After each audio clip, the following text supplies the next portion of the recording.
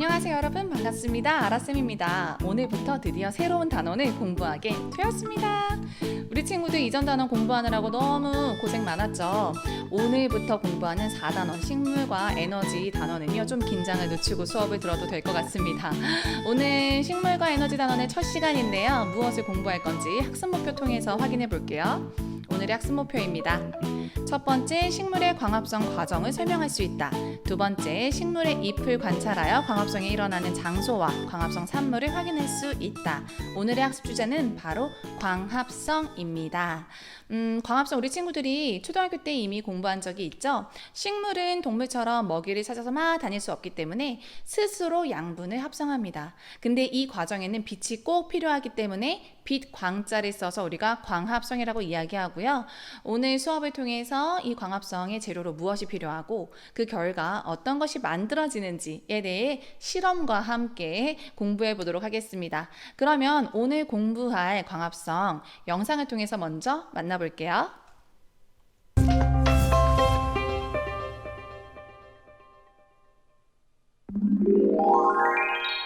사람들은 식사를 하고 동물들은 다른 생물을 먹이로 삼아 에너지를 얻습니다. 하지만 먹이를 먹지 않는 식물들은 어떻게 에너지를 얻어 생명을 유지할까요? 식물은 스스로 에너지원으로 쓰이는 양분을 만들 수 있답니다. 식물이 영양분을 만드는 과정을 바로 광합성이라고 하죠. 광합성은 식물 세포의 엽록체에서 일어나는데 줄기를 타고 온 물과 잎의 기공을 통해 들어온 이산화탄소가 빛 에너지를 이용하여 양분인 포도당을 만들고 산소를 발생합니다. 이 포도당은 곧 녹말로 바뀝니다. 이렇게 식물이 광합성하여 만든 양분은 식물이 살아가는 데 필요한 에너지원으로 쓰입니다. 자, 광합성 선생님과 함께 공부해 보겠습니다. 선생님이 먼저 잎을 그려볼게요. 이렇게 그리면 될까요? 여러분, 우리가 먼저 광합성이 어디에서 일어나는지 그 장소를 생각을 해줘야 될 것 같아요. 광합성은 바로 엽록체에서 일어납니다. 우리 친구들이 1학년 때 동물세포, 식물세포의 차이점에 대해서 공부했던 거 기억이 나나요? 식물은 동물처럼 막 양분을 찾아가지고 먹는 형태가 아니기 때문에 식물만이 가지고 있는 스페셜한 세포 소기관이 있었어요. 그게 바로 광합성과 연관되어 있는 세포 소기관인 엽록체입니다. 이 엽록체는요, 광합성이 일어나기도 하지만 엽록체 속에 엽록소라는 색소가 있어요. 이 색소 색깔이 녹색을 띠고 있기 때문에 엽록체를 많이 가지고 있는 식물이 무슨 색을 띠는 거예요? 맞습니다. 바로 녹색을 띠는 거예요. 바로 이 엽록소라는 색소가 빛 에너지를 흡수하게 됩니다. 반대로 얘기하자면요, 여러분, 엽록체에서 광합성이 일어난다. 근데 이 엽록체 색깔이 녹색이다.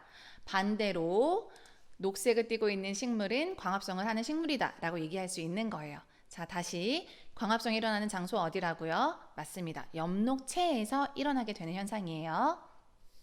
자, 그러면 광합성의 재료로는 무엇이 필요한가? 뿌리에서부터 이렇게 흡수한 물이 필요하고요. 그 다음에 공기 중에 있는 이산화탄소가 필요합니다. 이산화탄소 선생님이 CO2라고 적을게요. 그 다음에 이 둘만 있다고 해서 일어나는 게 아니에요. 가장 중요한 거, 빛 에너지를 받아야지만 일어나게 됩니다. 가장 중요해요. 빛 에너지가 있어야 된다. 그래서 광합성이라고 한다 그랬죠? 자, 그러면 광합성의 결과 포도당과 산소가 만들어지고요. 이 산소는 다시 공기 중으로 기공을 통해서 나가게 됩니다. 그래서 우리가 식물이 많이 있을수록 더 산소가 많이 만들어질 수 있기 때문에 산림을 파괴하면 안 된다고 얘기하는 거예요. 여기까지 이해되죠? 네, 하나만 더 추가해야 돼요. 여기서 이 포도당이 만들어지긴 하는데요, 포도당 형태로 머물러 있지 않습니다. 이 포도당을요, 녹말로 바꾸어서 저장을 해 놓아요. 이 부분 우리 친구들이 좀 잘 기억을 해야 되는데요, 이 부분에 대해서 선생님이 위에다가 설명을 해보도록 할게요. 우리가 보통 자연현상에서는 농도가 높은 고농도에서 농도가 낮은 저농도 쪽으로 이동하는 것이 일반적인 자연현상이에요. 이걸 우리가 확산현상이라 그러죠. 그래서 향수를 뿌리면 향수 냄새가 퍼져나가는 거 분자 운동에 의해서 다 확산 현상에 의한 겁니다. 그런데 선생님이 지금 설명하고자 하는 것은 바로 삼투 현상이에요. 삼투 현상이라고 하는 것은 반투과성 막을 사이에 두고 일어나는 일인데요. 반투과성 막이라고 하는 것은 큰 알맹이는 이 막을 통과하지 못해요. 하지만 작은 알맹이들은 통과할 수 있는 반만 투과시킨다. 그래서 우리가 반투과성 막이라고 합니다. 만약에 이 막을 가지고 있다면요. 농도가 예를 들어서 반투과성 막이 이렇게 둘러싸여져 있는데 안쪽이 갑자기 농도가 고농도가 되고 바깥쪽이 저농도인 거예요. 그런데 고에서 저쪽으로 분자가 이동할 수 없다 그랬죠. 반투과성 막은 큰 분자는 이동시키지 못하기 때문에 통과할 수 없기 때문에 그래서 이때는 어떤 일이 일어나냐면 바깥쪽에서 저농도에서 고농도 쪽으로 입자가 이동하게 되는 거예요. 물이 이동하게 되는 거예요. 대부분 물이 이동하게 됩니다. 자, 이 현상을 우리가 삼투 현상이라 그래요. 삼투 현상. 다시 삼투 현상은 반투과성 막을 사이에 두고 저농도에서 고농도 쪽으로 물이 이동하는 현상을 삼투 현상이라고 합니다. 선생님이 이 설명을 왜 하느냐? 자, 이쪽 보세요. 오른쪽. 식물 막이나 동물 세포의 세포막들이 다 반투과성 막이에요. 그런데 식물이 이제 광합성을 해가지고 안에 세포 안에 포도당량이 점점 늘어나게 되는 거예요. 그러면 그 세포 밖보다 안쪽의 농도가 더 어떻게 되는 거예요, 여러분? 그렇죠, 고농도가 되는 거예요. 근데 얘는 다 반투과성 막이기 때문에 고농도에서 저농도 쪽으로 입자가 이동하지 못하고 오히려 저농도에서 고농도 쪽으로 물이 들어오게 됩니다. 그러면 이 식물 세포가 점점 어떻게 되겠어요? 더 커지겠죠. 더 커지게 되면서 언젠가는 딱 터져버릴 수 있거든요. 이것을 막기 위해서 포도당을 물에 잘 녹지 않는 형태인 녹말 형태로 저장을 해놓는 겁니다. 포도당은 알갱이 하나짜리이고요. 녹말은 포도당이 여러 개가 이렇게 붙어있는 다당류예요. 그래서 중요한 거 광합성을 통해서 포도당과 산소가 만들어지는데 이 포도당이 계속 쌓이게 되면 삼투 현상에 의해서 세포가 식물 세포에 계속 이렇게 물이 들어오기 때문에 그것을 막기 위해서 물에 잘 녹지 않는 무엇으로 그렇죠. 녹말 형태로 저장을 해놓는 겁니다. 여기까지 이해될까요? 자, 여러분 그래서 이 녹말을 확인하는 실험 영상을 이따가 선생님이 보여줄 거예요. 위에 있는 거 우선 다 지워볼게요. 자, 그래서 오늘 실험을 통해서 이산화탄소가 정말 활용이 되는지, 그 다음에 그 광합성의 결과 녹말이 만들어지는지를 확인해 볼 텐데요. 이걸 확인하기 위해서 필요한 것들이 있어요. 거기에 대한 지식을 먼저 알아야 됩니다. 선생님이 이 위쪽에다 설명할게요. 이산화탄소 먼저. 이산화탄소의 농도를 실험하기 위해서는 우리가 BTB 용액이라는 것을 사용하는데요. BTS 아닙니다, 여러분. 선생님도 BTS 좋아하는데 얘는 BTB예요. BTB. 얘는 산성, 중성, 염기성에서 띠는 색깔이 달라요. 노란색, 초록색, 파란색을 띠게 됩니다. 그래서 우리 그 무지개 색깔 빨주, 노초파라고 하잖아요. 그렇게 기억하세요. 산성, 중성, 염기성에서 노초파. 그런데 이산화탄소 농도가 높아지면 높아질수록 액성이 산성을 띠게 돼요. 그 다음에 낮아지면 낮아질수록 염기성을 띠게 되거든요. 우리 친구들 탄산 수 되게 좋아하잖아요. 탄산이 들어가는 그런 음료. 탄산이 이산화탄소를 물에 녹인 거예요. 그런데 탄산이라고 얘기하죠. 여기 이걸로 기억을 하면 될 것 같아요. 이산화탄소가 많이 녹아있으면 녹아있을수록 액성이 산성을 띈다. 자, 근데 액성이 산성을 띠게 되면 BTB의 용액이 노란색을 띠고요. 그 다음에 이산화탄소 농도가 줄어들수록 초록색에서 파란색을 띠게 됩니다. 맨 처음에 이 BTB 용액에다가 이산화탄소를 많이 넣어주는 거예요. 그러면 무슨 색을 띨까요? 노란색이 되겠죠. 여기에서 어떤 식물을 넣어주었을 때 정말 이산화탄소를 원료로 활용한다면 이산화탄소 농도가 점점 낮아지게 되겠죠. 그러면 이 BTB 용액의 색깔이 그렇죠. 노란색에서 초록색, 파란색으로 이렇게 바뀌게 될 겁니다. 이거를 실험을 통해서 확인해 볼 수 있어요. 자, 그 다음에 계속해서 이번에는 녹말 확인하는 방법. 녹말은요, 아이오딘 반응이라고 해서 녹말이 아이오딘과 칼륨 용액이랑 만났을 때 띠는 색깔이 바로 청남색을 띠게 됩니다. 녹말은 하얀색이에요. 그 다음에 아이오딘과 칼륨 용액은 갈색을 띱니다. 근데 둘이 반응하게 되면 청남색이 된다는 거예요. 청남색은 청색과 남색의 그 섞인 색깔이라고 생각하면 될 것 같아요. 그래서 오늘 선생님이 우선 이 BTB 용액이 이산화탄소 농도에 따라서 색깔이 바뀌는 거, 그 다음에 이 아이오딘 반응 먼저 실험을 통해서 보여줄 건데요. 그 전에 광합성 과정을 다시 총정리하자면, 자, 광합성의 원리는 무엇을? 그쵸? 물과 그 다음에 이산화탄소를 이용해 이용해서 빛 에너지를 받았을 때 그 결과 포도당과 산소가 만들어진다. 근데 이 포도당은 물에 잘 녹고 삼투 현상을 일으키기 때문에 얘를 물에 잘 녹지 않는 녹말 형태로 저장을 해놓고 나중에 필요로 할 때는 다시 포도당으로 이렇게 쪼개가지고 에너지 원으로 사용하게 됩니다. 이산화탄소가 활용되는 거를 확인하는 실험에는 BTB 용액 알아야 되고요. 그 다음에 녹말이 만들어지는 거 확인하는 거에는 아이오딘이나 칼륨 용액이 사용이 된다. 여기까지 잘 기억하면 되겠습니다. 그러면 지금부터 선생님 실험을 통해서 BTB 용액이랑 아이오딘 반응 보여줄게요. 자, 실험을 통해서 BTB 용액의 각 액성에 따른 색깔과 그 다음에 아이오딘 반응까지 확인해 보도록 하겠습니다. 우선 선생님이 BTB 용액을 이렇게 따라 놓았는데요. 지금 얘를 잘 보면 햇빛에 지금 비치니까 색깔이 보이네요. 지금 파란색을 띠고 있는 거 볼 수 있죠. 이 파란색을 띈다라는 거는 액성이 지금 염기성일 때 나타나는 색이죠. 여기에다 선생님이 날숨을 불어 넣을 거예요. 우리가 들이마시는 숨을 들숨, 그 다음에 후 내뱉는 숨을 날숨이라고 이야기를 하는데요. 날숨에는 이산화탄소가 더 많이 포함되어 있습니다. 그래서 이산화탄소가 여기 녹아 들어가면서 액성이 어떻게 된다고요? 점점 중성, 상성으로 될 텐데, 자, 중성일 때 색깔은 그렇죠. 파란색에서 초록색, 그 다음에 산성은 노란색이 되겠죠. 이거 지금 바로 실험을 해볼게요. 선생님이 여기 보글보글 불어보겠습니다.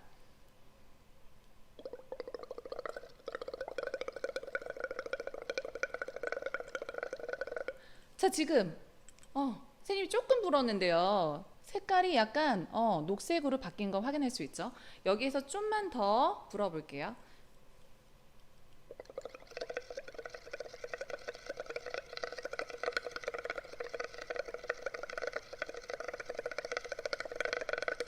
자, 이 정도면 충분한 것 같습니다.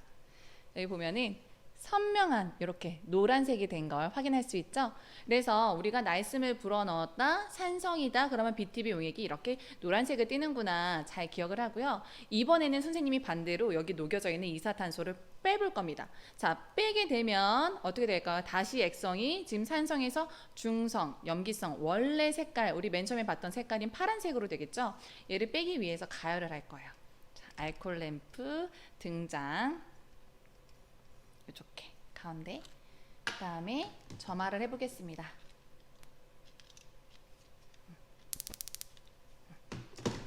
항상 알콜 램프 불을 가지고 실험을 할 때는 조심을 해야 되고요. 지금 선생님이 하는 실험은 기체의 용해도하고도 관련이 있습니다. 우리가 기체가 물에 녹는 것은요, 온도의 영향을 받는데 온도가 낮을수록 더 많이 잘 녹아 들어가고요. 그다음에 높으면 높을수록 기체가 잘 녹지 않아요. 그거 우리가 생각해 볼 수 있는 쉬운 예가 탄산음료 생각하면 됩니다. 여름철에 탄산음료를 더 톡 속에 맛을 보려면 야, 지금 색깔이 점점 변하고 있는데요. 맛을 보려면은 냉장고에 보관해야 되죠. 온도가 낮을수록 기체가 더 잘 녹아들어 있는 거예요. 근데 얘를 밖에다가 여름철에 뜨거운 밖에다가 놓으면 어떻게 돼요? 안에 있던 탄산이 다 빠져나오죠. 똑같은 원리예요. 지금 선생님이 얘를 끓임으로써 온도를 높임으로써 이 안에 녹아 들어가 있던 이산화탄소를 지금 빼내는 거예요. 자, 지금 이렇게 초록색으로 바뀐 걸 확인할 수 있죠. 여기에서 더 끓이면 이제 그나마도 녹아져 있던 이산화탄소가 다 빠져나오면서 파란색으로 변할 거예요. 지금 벌써 이제 파란색이 보이기 시작하네요. 선생님 눈에는. 조금만 더 끓인 다음에 보여줄게요. 항상 이런 실험을 할 때에는 이 실험관 입구가 사람을 향하지 않도록 조심해야 됩니다. 자, 이렇게 알콜 램프 끄고 지금 선생님 파란색이 다 됐어요. 보여줄게요. 보면은 맨 처음에 봤던 거대로 이렇게 파란색이 된 걸 확인할 수 있죠. 자, 이렇게 해서 우리가 BTB 용액, 산성, 중성, 염기성, 그 다음에 이산화탄소가 많이 녹을수록 산성이다. 즉 BTB 용액이 노란색이다. 잘 기억하고요. 두 번째로 아이오딘 반응 보겠습니다. 아이오딘 반응을 위해서 선생님이 녹말을 이렇게 풀어놨어요. 얘를 여기다 물을 좀 따르고 여기다가 붓고요. 그 다음에 아이오딘이나 칼륨 용액을 부을 텐데요. 얘는 지금 이렇게 갈색 용액입니다. 갈색. 저기다 넣겠습니다. 자, 둘이 만나면 무슨 색을 띈다? 저 청남색을 띈다. 자, 넣었어요. 그 다음에 쉐킷 반응이 잘 일어나도록 흔들어 주겠습니다. 지금 색깔이 변하는 게 우리 친구들 눈에도 보이죠? 이 색깔이 되게 오묘한 게 청색도 아니고 그렇다고 완전히 남색도 아니어서 우리가 청남색이라고 정했는데요. 자, 이렇게 보여줄게요. 약간 되게 진하죠, 그쵸? 약간 보랏빛의 회색, 진한 회색 같기도 하고, 이 색을 아무튼 우리는 청남색으로 부르는 것으로 약속했으니까, 자, 이거 잘 기억하세요. 그러면 선생님이 방금 실험한 이 내용을 바탕으로 해서 정말 광합성의 원료로 이산화탄소가 쓰여지는지, 그 다음에 그 결과 녹말이 만들어지는지를 계속해서 확인해 볼게요. 자, 실험 내용을 바탕으로 해서 광합성에 필요한 물질 알아보기 보겠습니다. 숨을 불어넣어 파란색에서 노란색으로 변한 BTB 용액을 시험관 가에서 다에 넣어 그림과 같이 장치하고 BTB 용액의 색깔을 관찰한다. 지금 가나다 시험관 볼게요. 가는 BTB 용액만 넣었고요. 그 다음에 나에는 검정말을 넣었어요. 검정말은 물속에서도 광합성을 하는 수중 생물입니다. 이 검정말이 만약에 광합성을 하게 되면 BTB 용액의 색깔이 바뀌게 되겠죠? 그 다음에 다는 검정말을 넣고 알루미늄 포일로 쌌어요. 빛을 차단하게 된 거죠. 자, 일정 시간이 지난 다음에 이 BTB 용액이 어떻게 바뀔까요? 우리 친구들 예측해 보세요. 자, 결과가 짜자잔. 자, 햇빛이 잘 비치는 곳에 3시간 이상 두었더니 가는 당연히 아무런 변화가 없고요. 나는 이 안에 녹아져 있는 이산화탄소를 광합성하는 데 사용했기 때문에 그 농도가 점점 낮아지게 되면서 액성이 염기성, 즉 BTB 용액이 파란색으로 바뀐 거 볼 수 있죠. 그 다음에 다의 경우에는 아무런 변화가 없어요. 왜? 빛을 받지 못했기 때문에, 즉 나와 다 시험관을 비교하면 광합성에 빛이 필요하구나 라는 거를 알아볼 수가 있죠. 그래서 이 실험을 통해서 광합성에는 이산화탄소가 필요하다. 그 다음에 빛 에너지가 또 중요한 역할을 한다라는 거를 확인해 볼 수 있습니다. 그럼 계속해서 이번에는 광합성의 산물로 녹말이 만들어졌는지 실험 영상을 통해서 확인해 볼게요.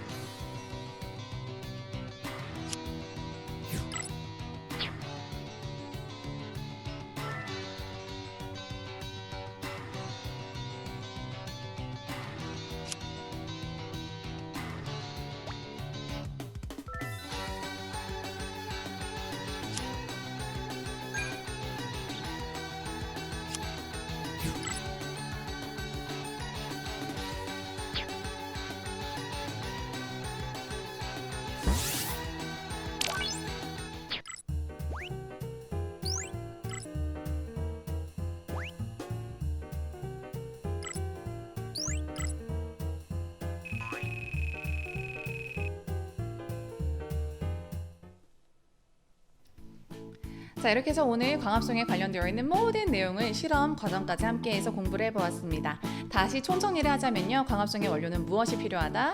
그렇죠, 바로 물과 이산화탄소가 필요하고 꼭 빛 에너지를 받아야 된다. 그때 포도당과 산소가 만들어지게 되는데, 이 포도당은 물에 잘 녹지 않는, 그렇죠, 녹말로 바꿔서 저장을 하고, 나중에 포도당을 원료로 그 에너지 원으로 쓸 때는 다시 쪼개가지고 이동을 하게 됩니다.